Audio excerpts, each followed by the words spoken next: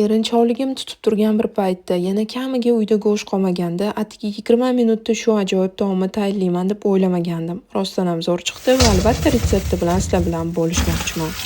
Demak, birinchi navbatda bizga yangi chiqqan kartoshka kerak bo'ladi. Kartoshkani yuvib, oddiy tuzli suvda taxminan 15-20 minut davomida qaynatib olamiz. 15 minutdan keyin tagini o'chirib, boshqa idishga sariyog' solamiz. Ishqilib bu videoni olib ko'rib qolmasizlar, katta sariyog' bo'ligini sovurdimi? Xullas, sariyog'ni ustiga suvsiz kartoshkani solib, ikki tarafi qizargungacha yaxshilab qovuramiz. Keyin esa qirg'ichdan o'tkazilgan chesnokni solib, qovurishda davom etamiz. Deyarli tayyor bo'lganda paprika solamiz.